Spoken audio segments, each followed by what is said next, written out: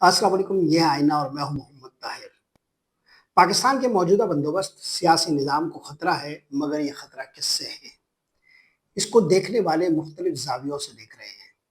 अगरचे मोहसिन नकवी ने एक बहुत बड़ा बहरान पैदा कर दिया था पिछले कुछ दिन पेशतर, जब उन्होंने कहा कि निज़ाम तकरीबन ढह पड़ा है। मगर एक माहिर सियासियात के मुताबिक निज़ाम सारे अच्छे होते हैं, मसला उनके चलाने वालों में होता है।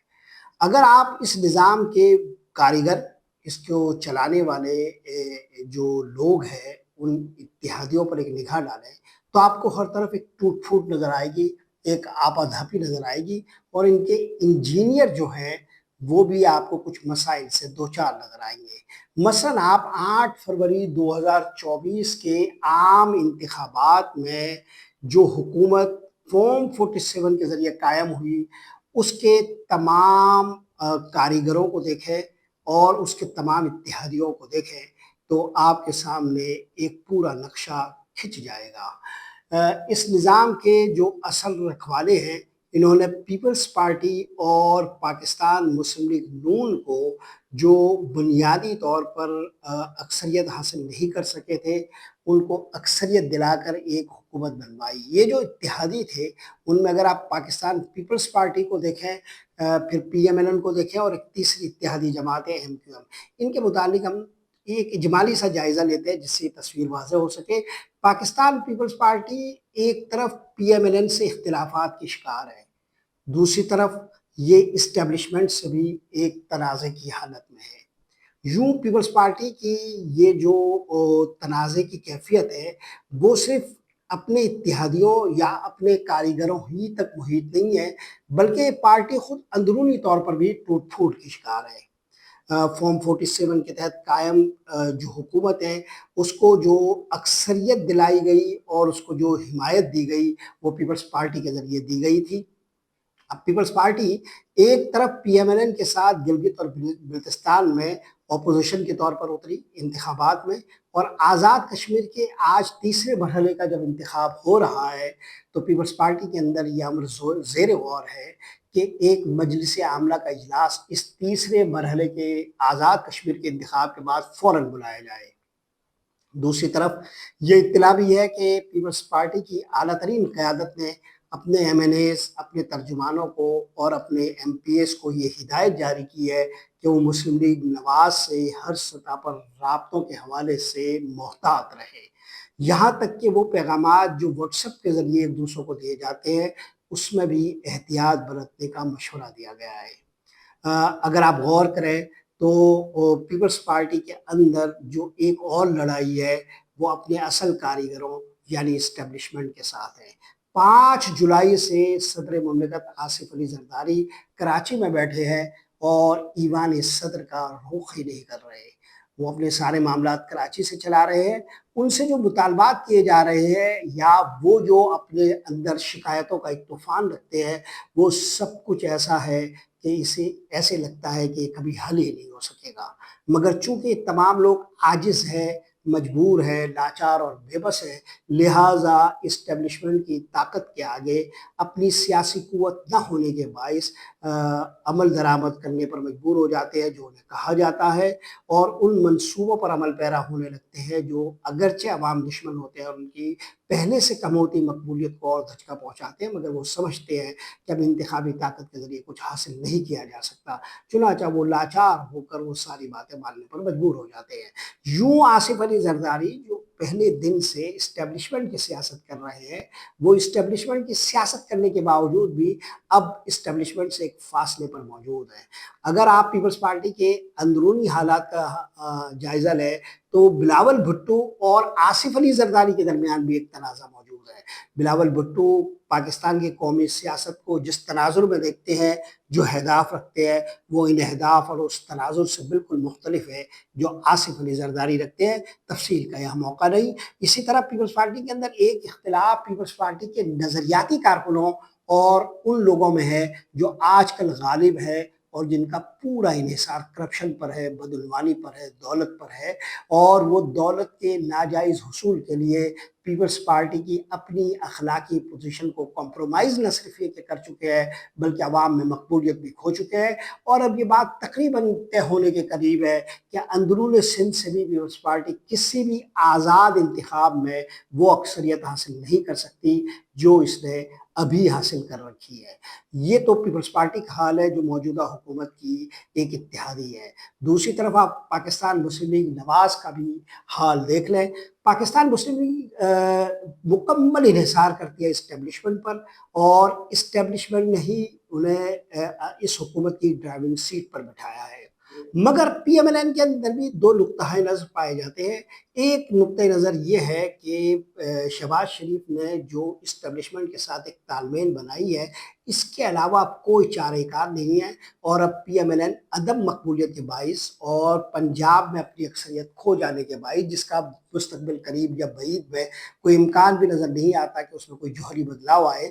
کوئی چارہ نہیں ہے کہ وہ اسٹیبلشمنٹ کے رحم و کرم پر رہے، یعنی شہباز شریف کی حکمت عملی کے مطابق پی ایم ایل این کو چلنا چاہیے۔ دوسری طرف ایک طبقہ وہ ہے جو یہ سمجھتا ہے کہ اسٹیبلشمنٹ کے ساتھ بالکل سرنڈر والی یہ حالت انتہائی نقصان دہ ثابت ہوگی، اور تاریخ کا یہ ایک ایسا قرض ہوگا جو کبھی وہ چکا نہیں پائیں گے۔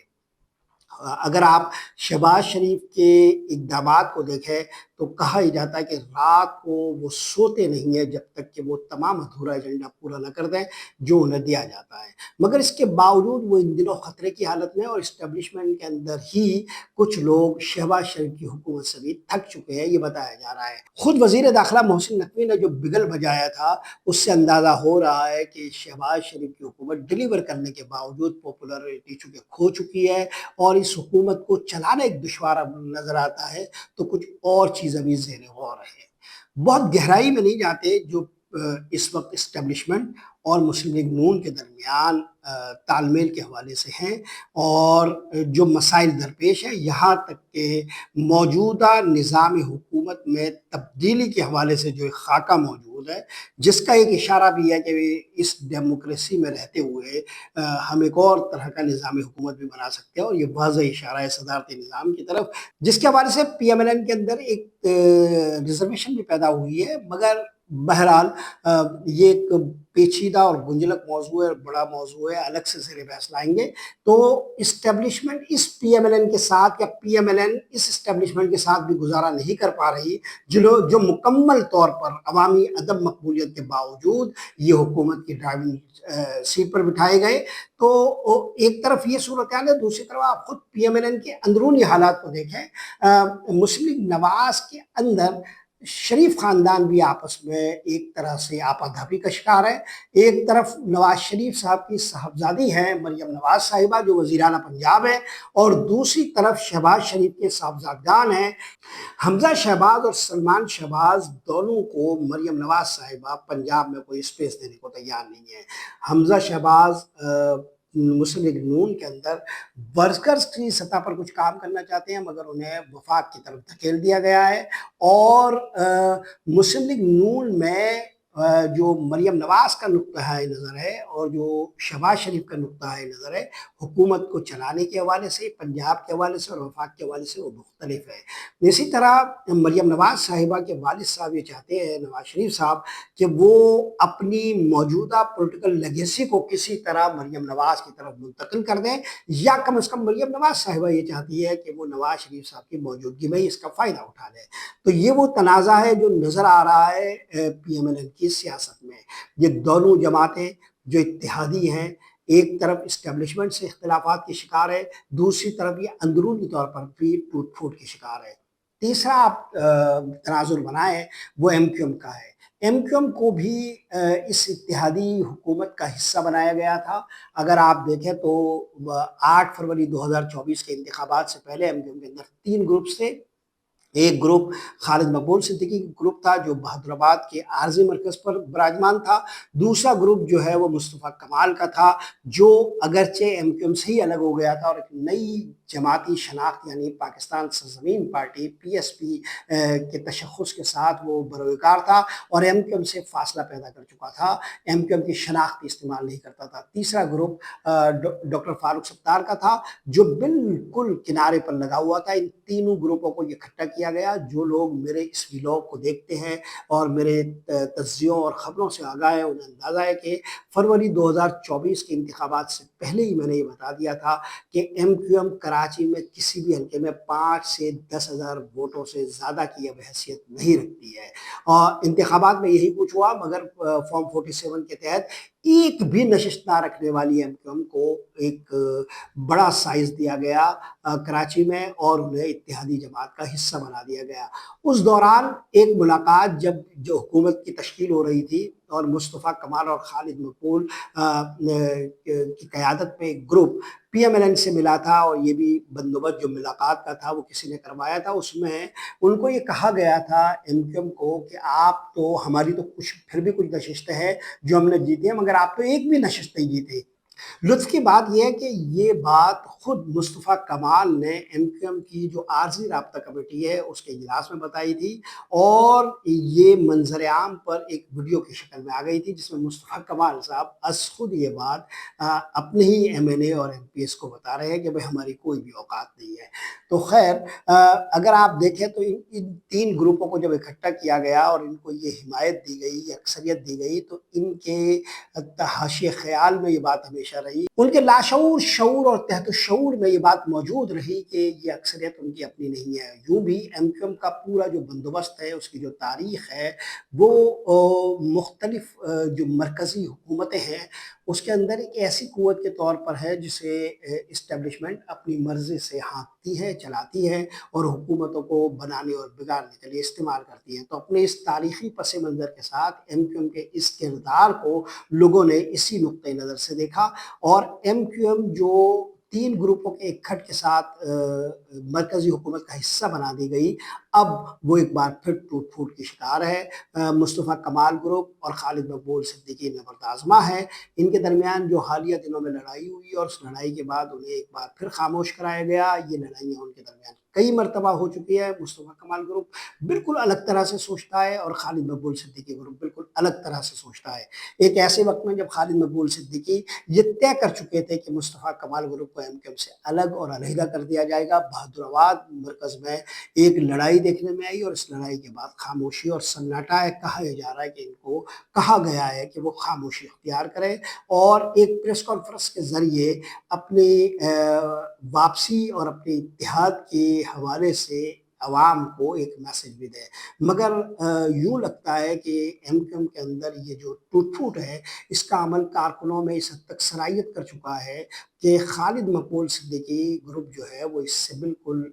فاصلے پہ نظر آتا ہے، اور اس دباؤ کے باوجود وہ یہ چاہ رہا ہے کہ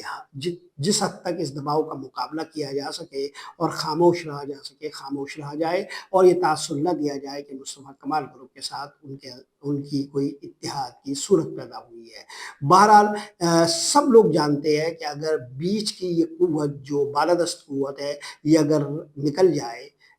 تو ایم کیو ایم کے یہ گروپس یکجان نہیں ہو سکتے۔ ان کے اندر ایسی کوئی صلاحیت نہیں ہے، نہ ان کا کوئی ایسا ایجنڈا ہے کہ جس پر یہ متفق ہو سکے۔ اس کے باوجود کہ یہ عوامی سطح پر کوئی حمایت نہیں رکھتے، کسی ایک حلقے میں ان کا کوئی ایم ایل اے بھی جیتنے کے قابل نہیں ہے۔ تو آپ یوں دیکھیے کہ یہ جو پورا اتحادی سرکس ہے جو فروری 2024 کے انتخابات کے بعد سجایا گیا، اس میں خواہ پیپلز پارٹی ہو، پی ایم ایل این ہو، ایم کیو ایم ہو، اور اس جماعت کی تو میں بات ہی نہیں کر رہا جو اسٹیبلشمنٹ کے ہاتھ کی چھڑی، جیب کی گھڑی اور تالاب کی مچھلی تھی، یعنی استحکام پاکستان پارٹی، کوئی بھی جماعت اس پوزیشن پر نہیں ہے کہ جو اندرونی طور پر متحد ہو اپنی ہی جماعت کے اندر، جو بیرونی سطح پر اپنے اتحادیوں کے ساتھ مطمئن ہو، اور جو اتحادیوں کے ساتھ رہتے ہوئے اس قوت کے ساتھ بھی متحد ہو یا اس قوت پر بھی متفق ہو جو ان کی کاریگر ہے، جو اس بندوبست کو